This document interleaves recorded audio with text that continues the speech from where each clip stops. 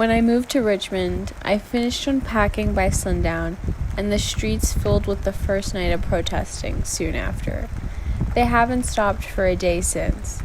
Talking about everything that's been going on in the country with my parents opened up the conversation about race and my parents' history and their experiences moving out of Iran. They are both much younger than I am now, barely 19 years old when they left their homes and their families.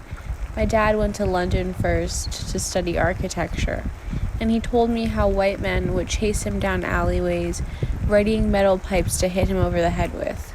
And sometimes he was fast enough, and sometimes he wasn't. He tells me how he could just walk down the street in the daytime and get hit.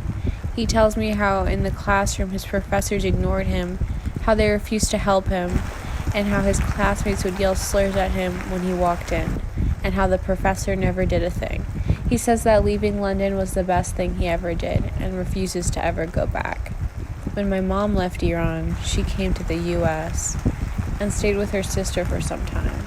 She experienced people paying her $3 for a day of work, where no one would pronounce her name and would call her a shortened version of something that seemed easier. How when she was learning English, people would ignore you like you didn't exist, or you could say any beautiful thing in the world, but if it didn't sound like their English, all they would hear is your grammar. I was sitting at the dinner table with them when I came up for a visit.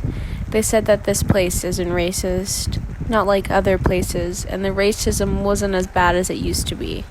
I told them how in high school I was called names and my teachers would look away, that no one would speak my name or do it correctly, and in elementary school I was bullied for my name Fatima, so bad that by middle school I begged to change it, that I had to shed who I was because it was so unacceptable to the children around me, that I was too different for any adults to defend. When I formed the county's first feminist club, I got death threats from my classmates. White men were chasing me too, in their trucks, that young people wanted to kill me just for being brown and having a voice. When I was selling coffee at a farmer's market, a white woman exclaimed that she loved my coloring and quickly ushered her white friends over to stare at me.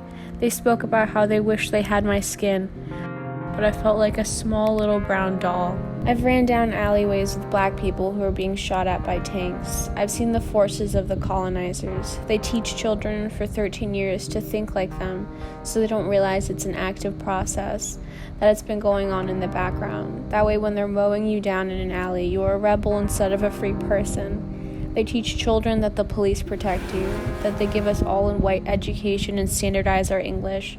They make sure that we sit ourselves at the top of history in the cradle of a loving government that upholds liberty and agency for all people, so when you go against the state, you're allowed to be shot. My father said he didn't even know what racism was when he stepped off the plane in London. He'd never even heard of it. These white countries teach it. They create it and breed it and enforce it to death. I didn't have to be taught it to shown it. All I had to do was show up.